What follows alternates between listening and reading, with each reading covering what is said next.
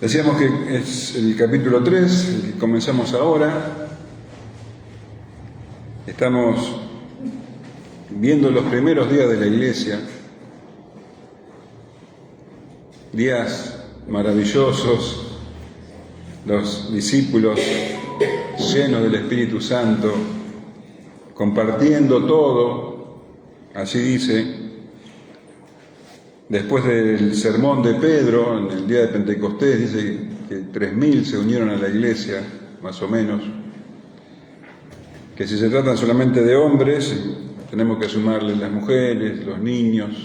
Muchos de ellos se volvían a sus lugares de origen, otros se quedaban en Jerusalén. Así que la iglesia tuvo un tremendo crecimiento en ese tiempo. Y bueno, eran tiempos muy especiales.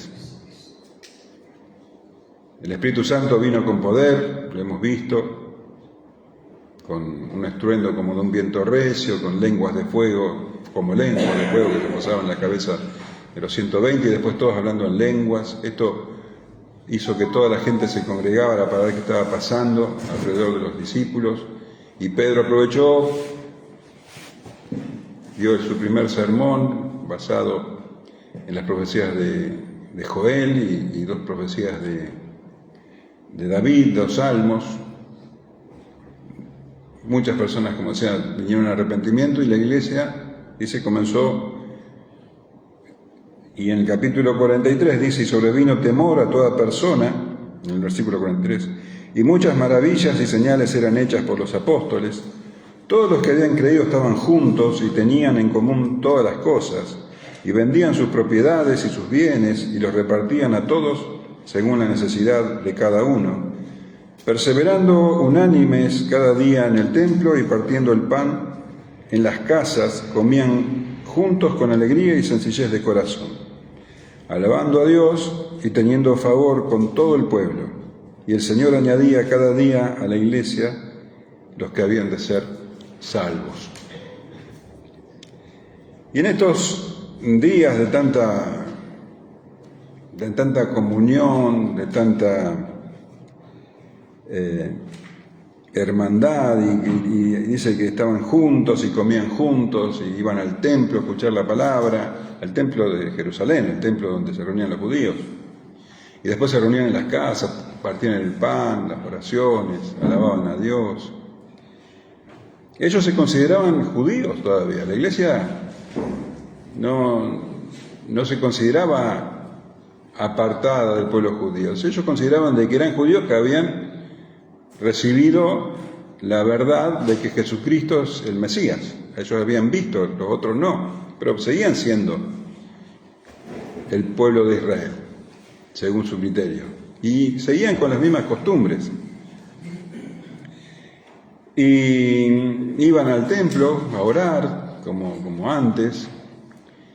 Y leemos entonces, recién leíamos que muchas señales eran hechas, muchas señales y maravillas eran hechas por la mano de los apóstoles y que sobrevino gran temor sobre todos. Y en el capítulo 3 se menciona una de esas maravillas, una de esas señales. Y se menciona esta porque verdaderamente fue muy importante, porque dio lugar a otro sermón de Pedro. Muchos se convirtieron a partir de este sermón.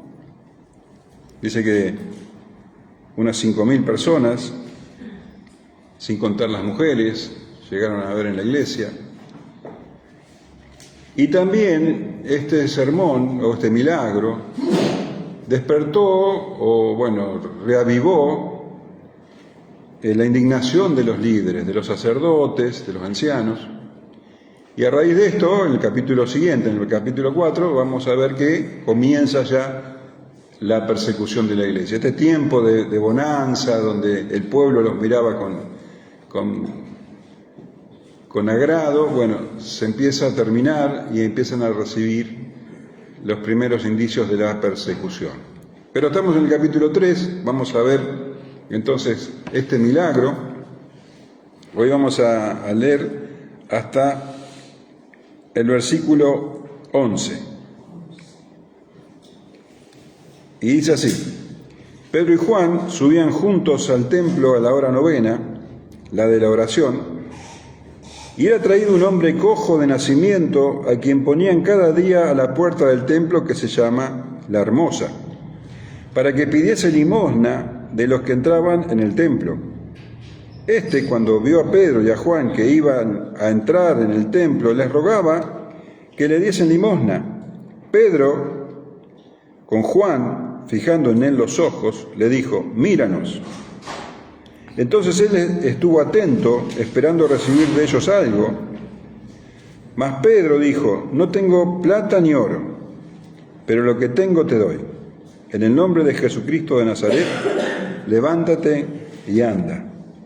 Y tomándole por la mano derecha, le levantó, y al momento se le afirmaron los pies y tobillos. Y saltando se puso en pie y anduvo.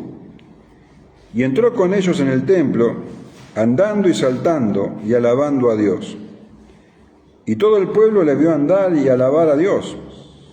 Y le reconocían que era el que se sentaba a pedir limosna a la puerta del templo, La Hermosa.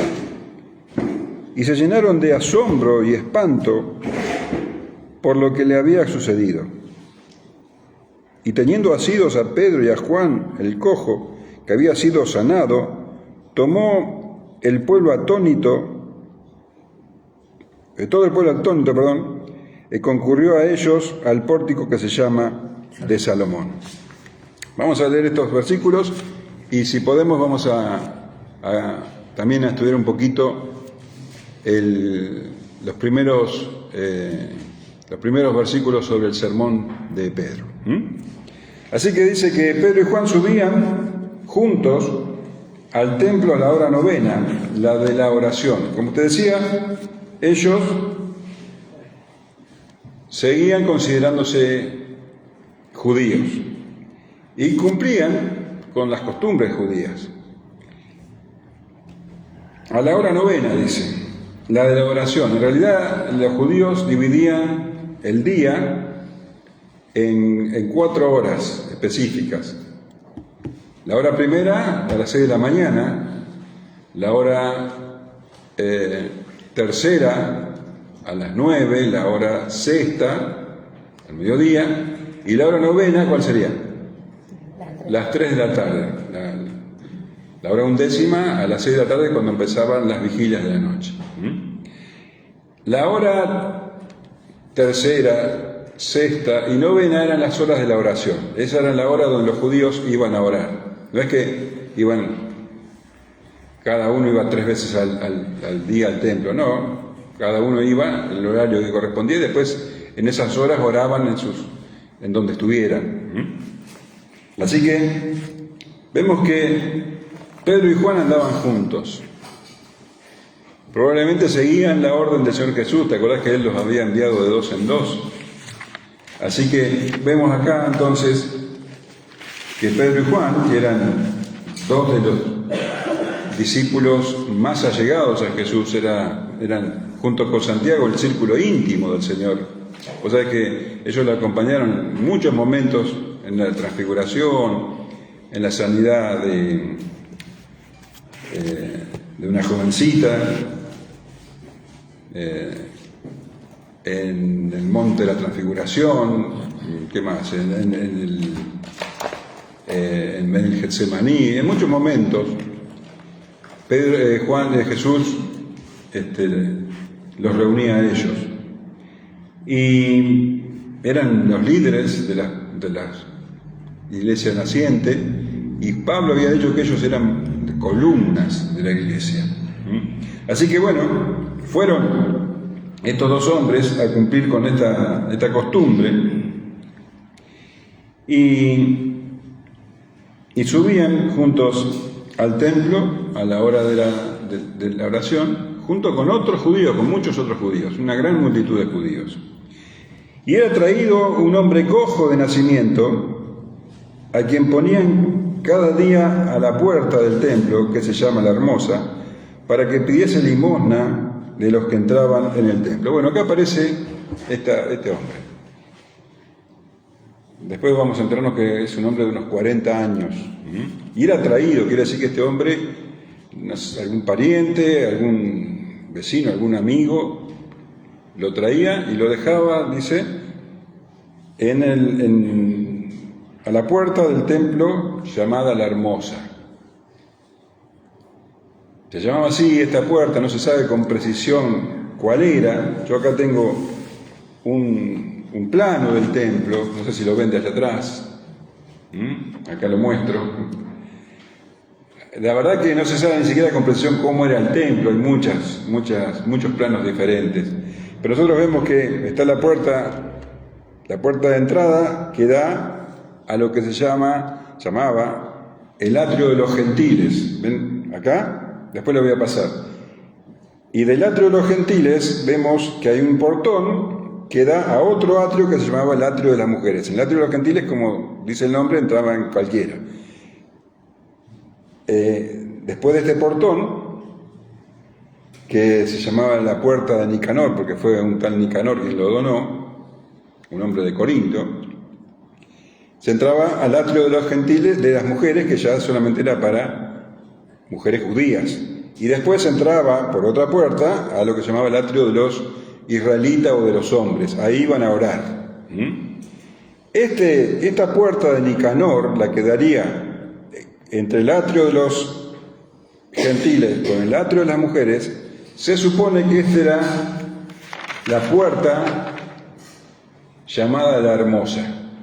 Eran, según se registra, la más linda de todas las puertas, aunque no era de oro como algunas tenían incrustaciones de oro y plata, esta no, era de bronce de Corintios, pero dice que era tan vistosa, tan hermosa y muy, muy alta.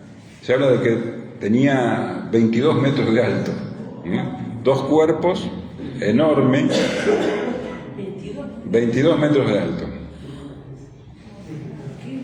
Bueno, esto nos da una idea de lo que era el templo, de la grandiosidad del templo, ¿no? Así que a esta puerta es donde este hombre era depositado. No podía entrar más allá porque por su condición no se le permitía entrar. Lo depositaban ahí en lo que sería el atrio de los gentiles. Pasaba mucha gente y él ahí pedía limosna.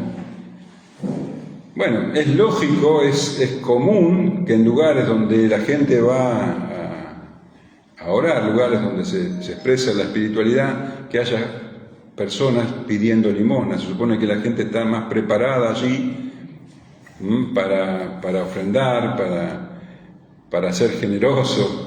Así que ahí estaba este hombre, un día más. El original dice que él era paralítico desde el vientre de la madre, nunca había caminado en sus 38, 40 años. Y dice que cuando vio a Pedro y a Juan, que iban a entrar en el templo, les rogaban que le diesen limosna. Pedro con Juan, fijándole en los ojos, le dijo: míranos. Así que, un día más para este hombre. La gente pasaba al lado de él para hacer sus actividades religiosas. Algunos tal vez le daban alguna limosna, alguna moneda, otros pasarían sin mirarlo ni siquiera. Y dice que vio a Pedro y a Juan, pero eran 2 judíos más para él, que iban a entrar al templo, dice, y les rogaba que le diesen limosna. Pero dice que Pedro con Juan, fijando en él los ojos, les dijo: míranos. Era un día común, pero acá pasó algo fuera de lo común. De pronto, estas 2 personas se detuvieron delante de este hombre, lo miraron a los ojos, y Pedro le dijo con autoridad: míranos. Y acá, entonces, todo cambia para esta persona. Él estaba ya resignado, obviamente, a esa vida, la única vida que había conocido. Una vida de desprecios, una vida donde la gente pasa a su lado y apenas lo ve. Bueno, el hecho que Pedro y Juan se detienen delante de él y con autoridad Pedro le dice, míranos. Entonces dice, él les estuvo atento, él los miró también fijamente, esperando recibir de ellos algo. Bueno, lo que ocurre ahora da lugar a ciertas discusiones entre los estudiosos. Porque dice que él les estuvo atento, él los miró también, esperando recibir de ellos algo. Y la discusión es, después más adelante vamos a ver, en el versículo 16 creo, que Pedro dice que él fue sanado por la fe. La discusión es precisamente la fe de quién, la fe de él. Él tuvo fe para recibir la sanidad. Cuando lo estuvo atento, ¿será que los reconoció? ¿Será que no los había mirado con atención y ahora cuando Pedro le dijo, míranos, le estaba diciendo, mirá quiénes somos? Y él los reconoció, esperando recibir algo de ellos. ¿Será que él había visto al Señor Jesús enseñar en el templo, hacer milagros? ¿Será que él había escuchado al apóstol Pedro predicar hacía poquito, capaz que 1 o 2 semanas antes? ¿Será que él estaba esperando otra cosa? Él esperaba monedas. ¿Será que ahora cuando lo reconoció tuvo la idea de que podía recibir algo más que una moneda? No sabemos. Algunos dicen que cuando los miró, los reconoció y tuvo fe. Otros dicen que no. El hecho es que en la Escritura hay varios casos de personas que reciben sanidades sin tener nada de fe, donde el Señor sana por su compasión, por su gracia, por su buena voluntad. Fíjate, el paralítico de Betseda, en el estanque de Betseda.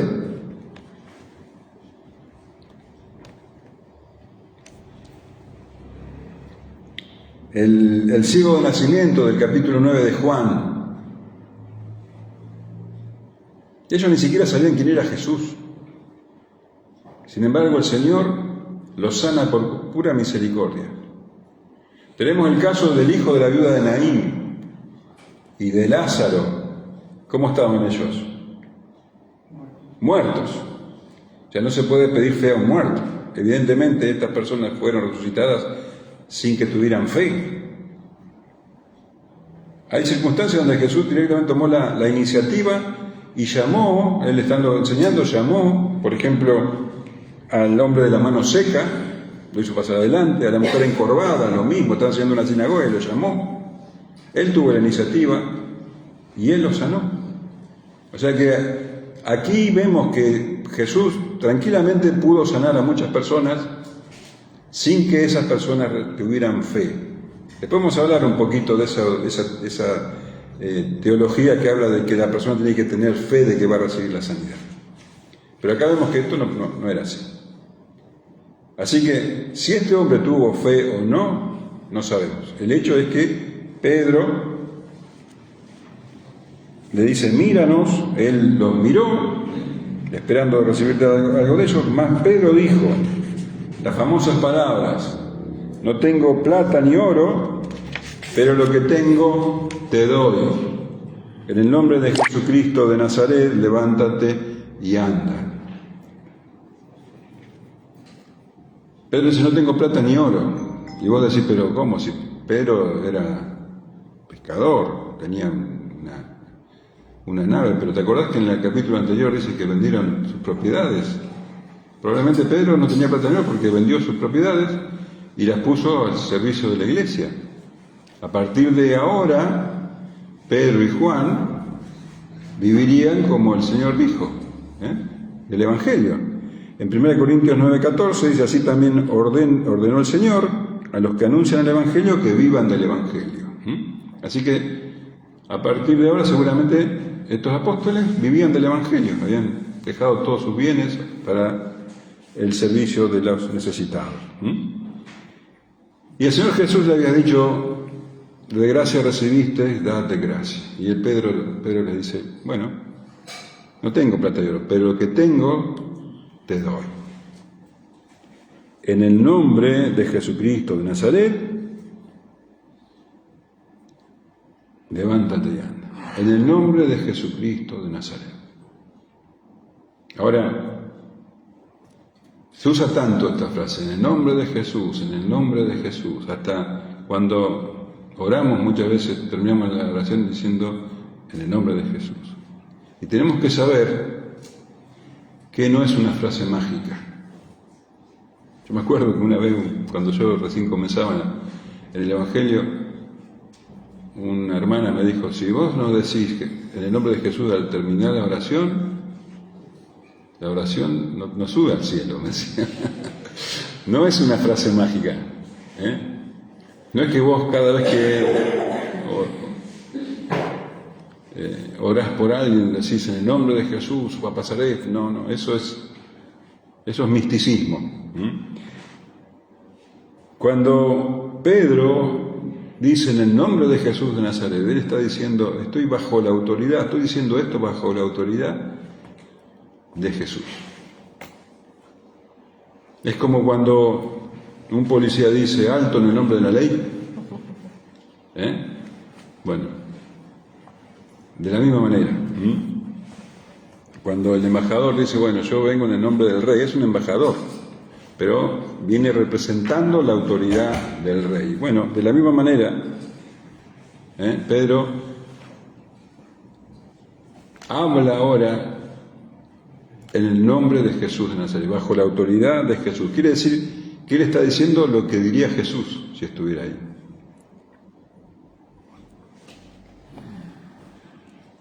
De Jesucristo, dice, Jesucristo de Nazaret.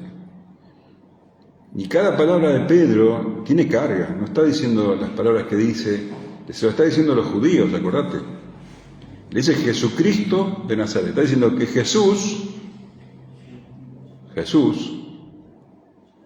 que quiere decir Jehová salva, es el Cristo, el Mesías anunciado, de Nazaret, el que caminaba por ahí y que lo crucificaron y que pusieron arriba en la cruz, Jesús de Nazaret.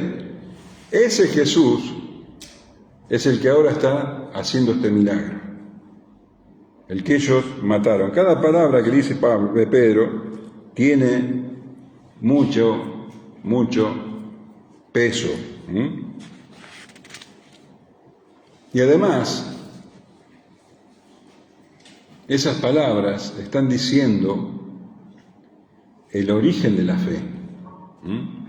Así que este hombre, si hasta ese momento no había creído, ahora empieza a creer.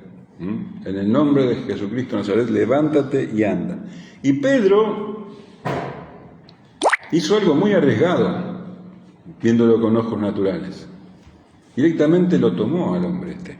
Dice, tomándolo de la mano derecha lo levantó, a un hombre que estaba postrado ahí, que no podía levantarse por sí mismo. Él está haciendo lo que vio hacer al Señor Jesús en realidad cuando sanó a su suegra. Hizo eso el Señor Jesús. En Marcos 1:31 dice, entonces él se acercó y la tomó de la mano y la levantó, e inmediatamente la dejó la fiebre y ella le servía. Pedro hizo eso. Tomó a este hombre y lo levantó. Ahora, este hombre evidentemente sintió la sanidad y sus pies y sus tobillos se afirmaron y pasó algo que es sensacional. dice que empezó a saltar, dice que de un salto, ¿cómo dice? Andando y saltando, dice, y saltando se puso de pie. Dio un salto este hombre. Pedro lo levantó y este hombre saltó y se puso de pie, después anduvo saltando y andando. ¿Vos te das cuenta de lo que es este milagro? No sé si alguna vez vos tuviste que estar... ¿Te quebraste una pierna alguna vez? ¿Alguien se quebró una pierna alguna vez? Acá tenemos. Vos después tuviste que hacer un montón de tratamientos, ejercicios, ¿o no? Vos imaginate una persona que nunca caminó, que desde el vientre de su madre estuvo postrada, todos los músculos atrofiados, músculos sin desarrollar. El sentido del equilibrio no tenía, nunca lo dominó. Pero acá vemos que de un momento a otro, de estar completamente postrado, al instante siguiente estaba saltando. ¿Te das cuenta de la clase de milagro? Es imposible si no es un milagro. Era algo totalmente evidente, tremendo. Y este hombre no podía expresar su alegría. Es indescriptible la alegría que podía tener este hombre, saltando, alabando a Dios, porque él se daba cuenta de que esto fue un milagro divino. Alababa a Dios.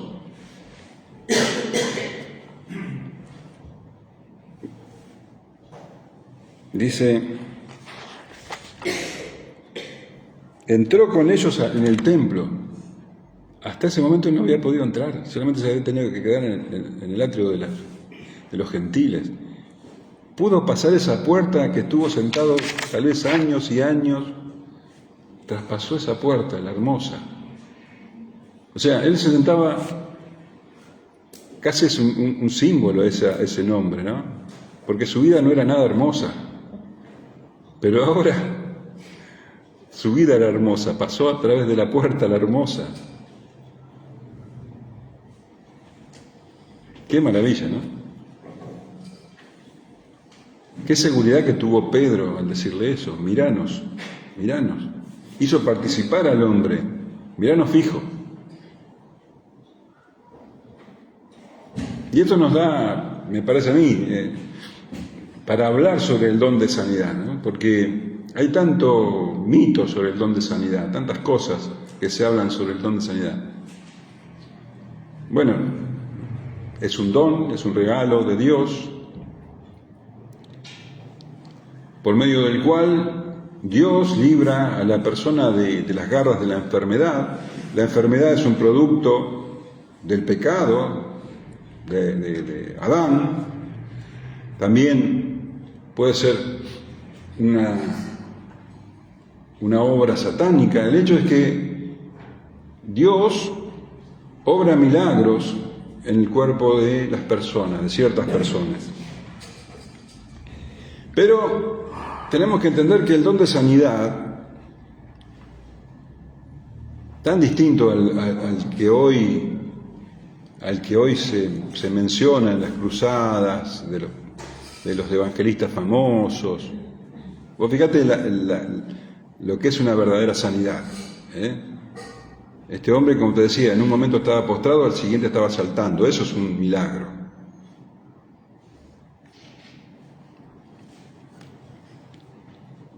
Vemos que el don de sanidad no es un don permanente, ni aún en la Escritura, sacando al Señor Jesús, por supuesto. No es que los apóstoles oraban por todos los enfermos y todos se sanaban. Y aún los apóstoles verdaderamente tenían este don. Pero Pablo, que sanó a muchos, tenemos también el registro en la Escritura de que él no pudo sanar a Epafrodito, no pudo sanar a Trófimo. Esto lo vemos de Epafrodito en Filipenses, a Trófimo en 2 de Timoteo.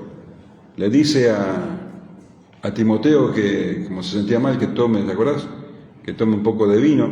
Y él mismo estuvo enfermo, tenía un aguijón en la carne y oró 3 veces y no pudo sanarlo. Entonces, no es un don que reside en la persona como el don de apóstol, el don de pastor, el don de enseñanza. Esos son dones que residen en la persona que tiene el don. Pero el don de sanidad es una obra completamente soberana de Dios. Dios sana al que quiere y usa cuando quiere a determinadas personas. Y la gran pregunta es, ¿ese don sigue vigente? Bueno, lo que sigue vigente son los milagros de Dios. Dios sigue sanando de manera natural y de manera sobrenatural. Sana como Él quiere porque Dios es soberano. Ahora, si hay personas que tienen el don de sanidad, bueno, te repito, es un don que no es constante, que no reside en la persona. Santiago dice que cuando alguien está enfermo, llama a los ancianos para que oren y le unjan con aceite. Está hablando que la iglesia tiene que orar y tener fe cuando se ora por un enfermo. Pero ya no está hablando de llamar a tal persona que tiene el don de sanidad, o llamen a los que tienen el don de sanidad. ¿Te entiende? Entonces, si vos me preguntás, mi opinión es que Dios sana como Él quiere y usa a quien quiere. Puede usar a un ministro, sí, puede usar a un creyente, sí, y puede también no usarlo. Dios sana y hace lo que quiere porque Él es Dios. Yo creo que ese don, así como lo vemos en los apóstoles, menos como lo vemos en el Señor Jesucristo, ya no está vigente, particularmente de esa manera. Bueno,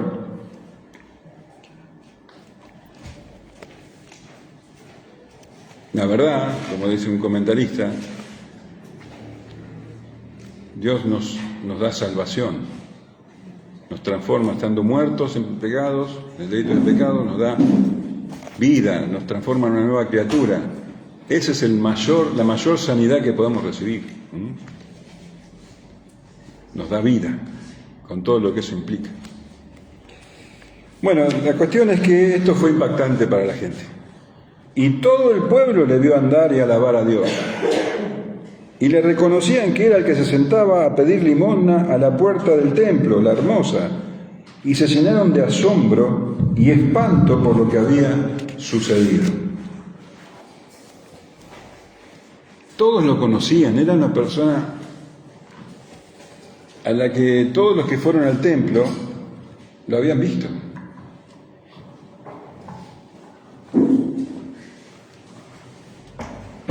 No había ninguna trampa posible. No era que esta persona de golpe aparece ahí sentado o acostado en la puerta del templo y todos lo veían, todos lo habían visto, era alguien conocido.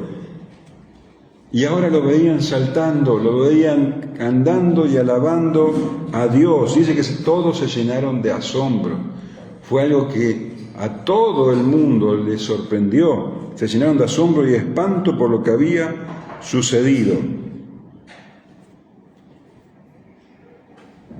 Y dice, y teniendo asidos a Pedro y a Juan el cojo que había sido sanado, todo el pueblo atónito concurrió a ellos al pórtico que se llama de Salomón. Quiere decir que este hombre, cuando Pedro y Juan, particularmente Pedro, ora por él, o le dice que se levante, mejor dicho, y camine, este hombre estaba tan feliz que entró con ellos, dice que estaba asido, agarrado, quiere decir asido, pero bueno, no tenemos que pensar que el hombre iba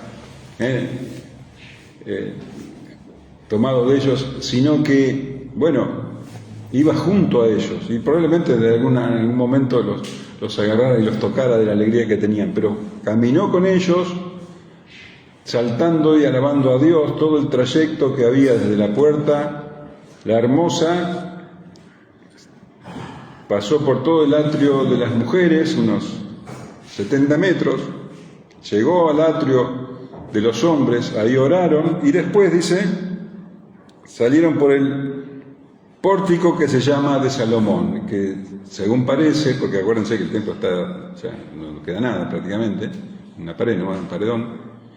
Entonces, se supone que el pórtico Salomón era que comunicaba el atrio de los hombres ya con la parte de los gentiles, y ahí había un montón de gente esperando. En el pórtico de Salomón. En ese pórtico el Señor Jesús había dado sus enseñanzas. Particularmente Él había enseñado ahí, ¿te acordás? La enseñanza de las ovejas que escuchan su voz. Ahí me siguen. En ese pórtico el Señor había dado esa enseñanza. Y ahora estaba toda la gente ahí expectante.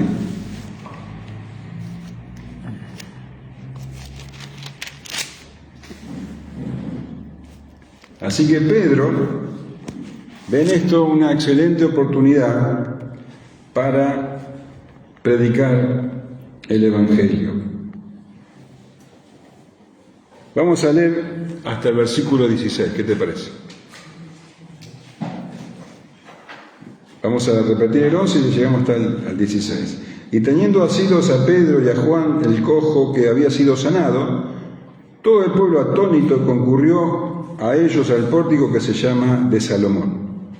Viendo esto, Pedro respondió al pueblo: varones israelitas, ¿por qué os maravilláis de esto? ¿O por qué ponéis los ojos en nosotros como si por nuestro poder o piedad hubiésemos hecho andar a éste? El Dios de Abraham, de Isaac y de Jacob, el Dios de nuestros padres, ha glorificado a su Hijo Jesús, a quien vosotros entregasteis y negasteis delante de Pilato, cuando éste había resuelto ponerle en libertad. Mas vosotros negasteis al santo y al justo, y pedisteis que se os diese un homicida, y matasteis al autor de la vida, a quien Dios ha resucitado de los muertos, de lo cual nosotros somos testigos. Y por la fe en su nombre, a este que vosotros veis y conocéis, ya ha confirmado su nombre, y la fe que es por él ha dado a esta completa sanidad en presencia de todos vosotros. Así que bueno, Pedro ve que todos estaban asombrados, todo el pueblo, dice, una multitud. Y viendo esto, respondió al pueblo y les dice: varones israelitas. ¿Te acordás cómo comenzó el otro sermón? Y le hace dos preguntas. ¿Por qué os maravilláis de esto? ¿O por qué ponéis los ojos en nosotros como si por nuestro poder o piedad hubiésemos hecho andar a éste? ¿Por qué se maravillan tanto? Le dice, si ellos habían visto un montón de milagros, milagros tremendos, hechos por mano de Jesús. Jesús prácticamente había sacado la enfermedad de Israel, a donde iba, sanaba. Este hombre sería de los pocos que habían quedado sin que el Señor sane. Y se asombran. Dice, ¿por qué se asombran? ¿Por qué os maravilláis de todo esto? Y un poco los reprende porque dice, ¿por qué ponéis los ojos en nosotros como si por nuestro poder o piedad hubiésemos hecho andar a éste? Ellos ya pensaban que Pedro y Juan eran ya especiales porque hacían esto, más espirituales, más piadosos, que tenían un poder especial. Y Pedro les dice, ¿por qué piensan en eso? ¿Por qué ponen su mirada en el hombre? Esta costumbre de poner la mirada en los hombres en lugar de Dios va completamente en contra de la voluntad de Dios. Y bueno, y esta es una característica de los falsos maestros. Los falsos maestros buscan que las personas pongan su mirada en ellos. Se hacen llamar los ungidos, los que son especiales, los que tienen un poder especial, los que tienen una relación más profunda con Dios. Bueno, esa es la característica de los falsos maestros. Y hoy hay montones en las redes sociales. Se atribuyen falsos milagros, contratan gente para que hagan como si fueran paralíticos para orar por ellos y que se levanten, cosas así, buscan la atención. Pedro dice, ¿por qué hacen esto? ¿Por qué en vez de mirar a Dios me miran a mí? Como si fuéramos más especiales que el resto. Filipenses 3:18 dice, porque por ahí andan muchos, de los cuales os dije muchas veces, y aún ahora lo digo llorando, que son enemigos de la cruz de Cristo, el fin de los cuales será perdición, y cuyo Dios es el vientre, y cuya gloria es su vergüenza, que solo piensan en lo terrenal.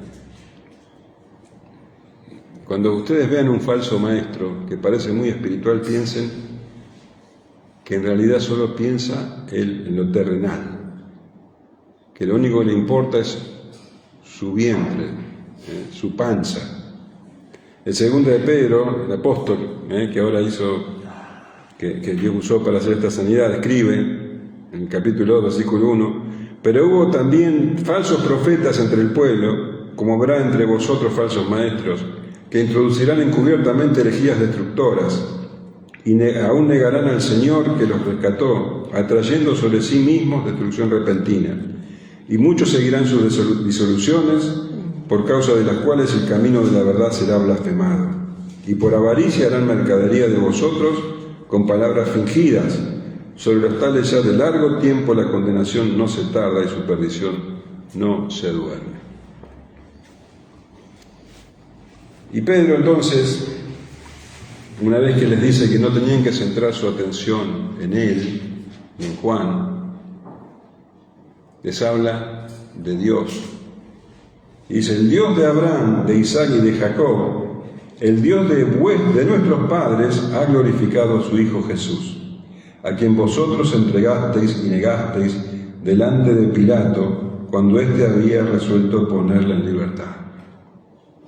Tremenda las palabras de Pedro. Él está diciendo, el Dios que ustedes adoran o dicen adorar, el Dios de los patriarcas, menciona a Abraham, a Isaac y a Jacob, ese Dios que hizo tantas maravillas en la antigüedad, ese Dios ha glorificado, acá dice, a su Hijo Jesús.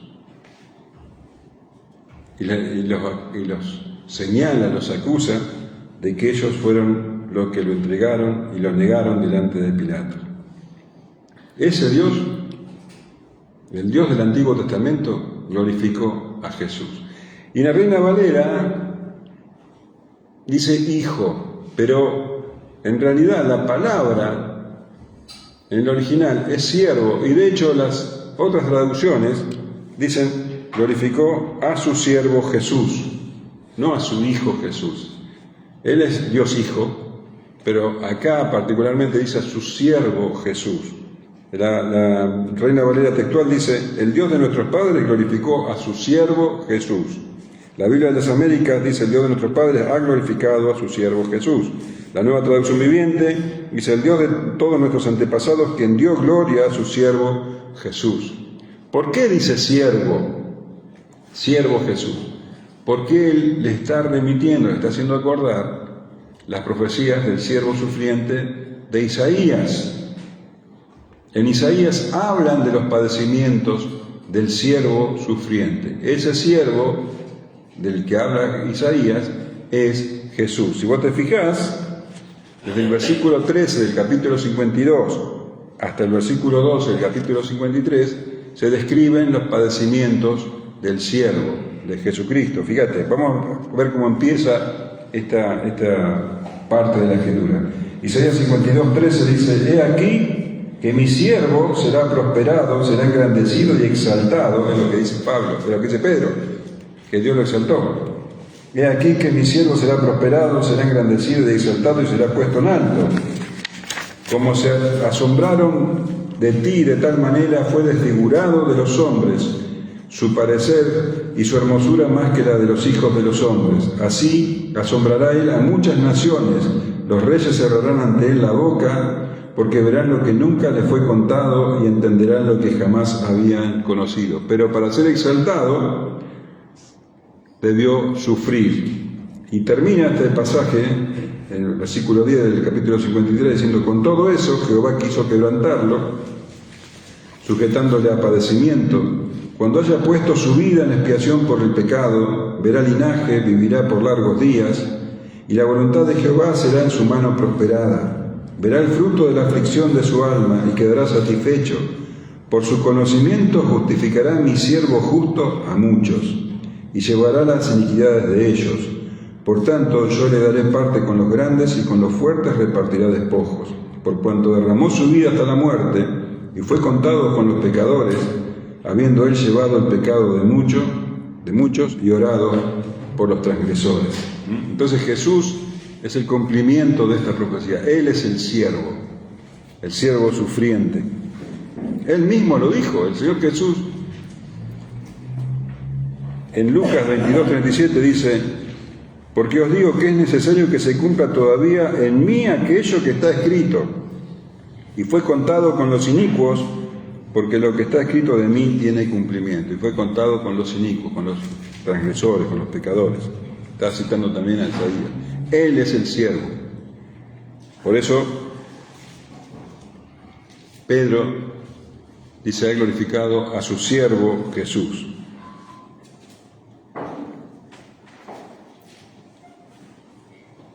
Y carga la culpa sobre el pueblo de Israel. Dice: a él vosotros entregasteis y negasteis delante de Pilato, cuando éste había resuelto ponerle en libertad. Pilato no había encontrado ninguna culpa en el Señor. No había nada con que pudiera condenarlo. Él quería ponerlo en libertad, pero ellos lo obligaron. Ellos lo forzaron para que lo mandara a crucificar. Juan 19:12. Desde entonces procuraba Pilato soltarle, pero los judíos daban voces diciendo: si a este sueltas, no eres amigo de César. Todo el que se hace rey, a César se opone. Entonces Pilato, oyendo esto, llevó fuera a Jesús y se sentó en el tribunal, en el lugar llamado el Enlosado, y en hebreo Gabata. Era la preparación de la Pascua y como a la hora sexta. Entonces dijo a los judíos: he aquí vuestro rey. Pero ellos gritaron: fuera, fuera, crucifícale. Pilato les dijo: a vuestro rey he de crucificar. Respondieron los principales sacerdotes: no tenemos más rey que César. Así que entonces lo entregó a ellos para que fuese crucificado. Tomaron pues a Jesús y le llevaron. Pedro dice: ustedes lo hicieron. Mas vosotros negasteis al santo y al justo y pedisteis que se os diese un homicida. Vosotros. Es tremendo lo que dice Pedro. Y acá cuando dice el santo y el justo, nuevamente está citando las Escrituras. El santo, en el Salmo 16 dice: no permitirás que tu santo vea corrupción. Y al justo, y recién en Isaías 53 digamos: mi siervo justificará, mi siervo justo a muchos. El santo, el justo es Jesús, del que hablan las profecías. Y Pedro les dice, si notaron, le dice: al que vosotros negasteis. Y le dice 2 veces: ustedes lo negaron. ¿No te llama la atención que diga eso? ¿Por qué te llama la atención? Porque él lo negó 3 veces. Entonces Pedro no está hablando desde una superioridad moral sobre los demás. Él lo negó, pero se arrepintió, y dice que se arrepintió lloró amargamente, dice. Y Jesús mismo lo restauró. Lo leemos en el último capítulo de Juan, que 3 veces le pregunta a Pedro: ¿me amas? ¿Te acordás? Tremendo. Entonces Pedro ahora está hablando por la experiencia. Él mismo lo había negado, pero había recibido el perdón, y eso es lo que él quería que recibieran todos ellos también, la redención. Por eso estaba él ahí hablando, por eso Jesucristo murió en la cruz. Ahora tenemos que hacer una diferencia entre la negación de Pedro y la negación del pueblo. Porque Pedro lo negó 3 veces, pero él amaba al Señor Jesús. Él lo negó por miedo bajo la presión del temor, del terror a la muerte, pero lo amaba y se arrepintió enseguida. Ellos no lo amaban y fue una negación fría, consensuada entre todos, y dice que pidieron en su lugar que se les diese al homicida, a Barrabás. Pilato, vos sabés, dice, ¿a quién voy a liberar? Esperando que dijeran a Jesús, que era inocente, pero todos dijeron al homicida, a Barrabás. Entonces, realmente Pedro estaba apuntando a sus conciencias, le estaba haciendo ver el grado de culpabilidad que tenían. Ellos habían verdaderamente negado al santo y al justo. Y matasteis, no se ahorraba nada de Pedro. Duro les hablaba. Y matasteis al autor de la vida, a quien Dios ha resucitado de los muertos, de los cuales nosotros somos testigos. Matasteis. No fue Pilato, no fueron los romanos. Aunque ellos fueron instrumentos, ustedes fueron los que hicieron que Jesús llegara a la cruz. Ustedes mataron, dice, al autor de la vida. Mirá cómo lo nombra. Está diciendo, ustedes mataron a Jesús, y Jesús es Dios, es el autor de la vida, el dador de la vida. Él es la vida. Pero no se puede matar a la vida, no se puede matar al autor de la vida. Dice, a quien Dios ha resucitado de los muertos, de lo cual nosotros somos testigos. Ellos trataron de matarlo. De hecho, bueno, él murió como hombre, pero resucitó. Dios lo resucitó y lo exaltó. Y ahora está sentado a la diestra del Padre, con toda autoridad sobre todo el universo, y volverá. Y ahora ellos, Pedro y Juan, eran testigos. Ellos estaban anunciándoles a estas personas culpables las buenas nuevas. Y por la fe en su nombre, a este que vosotros veis y conocéis, le ha confirmado su nombre, y la fe que es por él ha dado a este esta completa sanidad en presencia de todos. Entonces, no fue por el poder de Pedro, fue por la fe en Jesucristo de Nazaret. Y bueno, no sabemos si este hombre tuvo fe cuando fue sanado, si tuvo fe después. Sabemos que los apóstoles sí tenían fe. Pero el punto es tener fe en su nombre. Y tener fe en su nombre es tener fe en Jesús. El nombre y la persona son una sola cosa. Cuando vos decís santificado sea su nombre, estás diciendo santificado sea Dios. Entonces, el nombre y la persona son lo mismo. Tener fe en el nombre de Jesús es tener fe en Jesús. Y como te decía, no se trata de una fórmula mágica. No se puede utilizar el nombre de Jesús como una fórmula mágica. 2. Hijos de Seba, ¿te acordás? Lo vamos a ver más adelante en Hechos 19. Trataron de usar esta frase como un talismán verbal y no les fue bien. Fíjate lo que dice de Hechos 19:3. Pero algunos de los judíos exorcistas ambulantes intentaron invocar el nombre del Señor Jesús sobre los que tenían espíritus malos, diciendo: os conjuro por Jesús, el que predica Pablo. Había 7 hijos de un tal Esceva, judío, jefe de los sacerdotes, que hacían esto.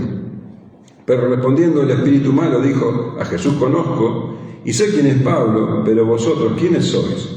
Y el hombre en quien estaba el espíritu malo saltando sobre ellos y dominándolos, pudo más que ellos, de tal manera que huyeron de aquella casa desnudos y heridos. Entonces, no es una fórmula mágica. Es tener fe en el Señor. ¿Tenía el paralítico esa fe? Tal vez. Pero los discípulos sí tenían esa fe. Ahora, cuando hablamos de fe en el Señor, estamos diciendo cuál es el objeto de la fe. Porque se habla mucho de tener mucha o poca fe para recibir sanidad, para producir alguna sanidad. Esto no es así. Cuando vos tenés fe, tenés que tener fe en el Señor. Él es soberano y hará lo que Él quiera. Pero tener mucha fe de que Él me va a sanar no sirve de nada. La fe no mueve la mano del Señor. La famosa fe que mueve montañas no es tener fe en que la montaña se moverá. Es tener fe en el Señor Jesús. Mateo 17, 19 dice: viniendo entonces los discípulos a Jesús aparte, dijeron: ¿por qué nosotros no pudimos echarlo fuera? Jesús les dijo: por vuestra poca fe. Porque de cierto os digo que si tuvierais fe como un grano de mostaza, diréis a este monte: pásate de aquí allá, y se pasará, y nada os será imposible. Esa fe es en el Señor Jesús, y ellos todavía tenían una fe enclenque. Ellos todavía estaban, en un momento decían: es el Hijo de Dios, al siguiente dudaban. No tenían una fe madura. El hermano del Señor, Santiago, en Hebreos, capítulo 11, se habla de la fe. Después la fe. Bien, es una certeza, una convicción profunda. Pero en el versículo 6 te dice: pero sin fe es imposible agradar a Dios. Porque es necesario que el que se acerca a Dios crea que le hay, crea que Dios existe, que Jesucristo existe y que es galardonador de los que buscan, que Él va a dar lo mejor de aquellos que lo buscan. Pero la fe es en Él. La fe es en Él. Y cuando se habla de tener mucha fe, en realidad lo que se está pregonando es la fe en la fe. Si yo tengo mucha fe, Dios va a obrar. Esto es lo que enseña el falso evangelio de la prosperidad. El evangelio de la prosperidad que también se llama de la confesión positiva. Ellos dicen que la fe es como un poder. Ellos dicen que es un derecho la sanidad, un derecho del creyente, y que nosotros tenemos que reclamarla. Y por eso hay que declarar, hay que decretar. Ellos dicen que la voluntad de Dios es que todos estén sanos, y que si vos no recibís la sanidad es porque tenés poca fe o que tenés un pecado oculto. Entonces se saca el foco de el Dios soberano y se le pone en el hombre. Si tiene la suficiente fe, Dios va a obrar conforme a su fe. ¿Te das cuenta de la herejía? El soberano es el hombre en vez de Dios. Y claro, esto es un negocio perfecto para esos ministros del diablo, porque hablan de sanidad, pero si no te sanan no es culpa de ellos, es culpa tuya. Ellos te declaran sano. Vos te vas a tu casa contento, pero llegas a tu casa y resulta que tenés los mismos achaques. Bueno, pero que se te fue la fe. Ahí tenías mucha fe, pero ahora se te fue. Es culpa tuya. Es terrible. Entonces, la fe en quién es, en el Señor. Que Él es poderoso para darnos mucho más allá de lo que pedimos o imaginamos. Y Él va a hacer su voluntad, que es buena, es agradable y perfecta. Si sanarnos es lo que nos conviene, si sanarnos para su gloria, Él lo hará. Y si no sanarnos es lo que nos conviene, como a Pablo, no le quitó el aguijón.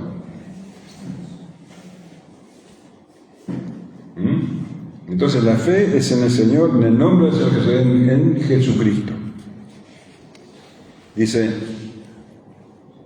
y la fe que es por Él ha dado esta completa sanidad en presencia de todos vosotros.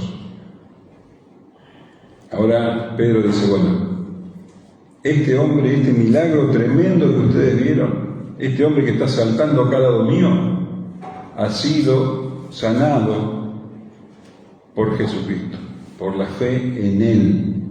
Ahora tenía toda la multitud ahí expectante para que Pedro les hable exactamente de cómo podían ellos, estos hombres pecadores que habían crucificado al Señor, podían alcanzar la salvación, que lo vamos a ver el próximo jueves, Dios mediante. Amén. Que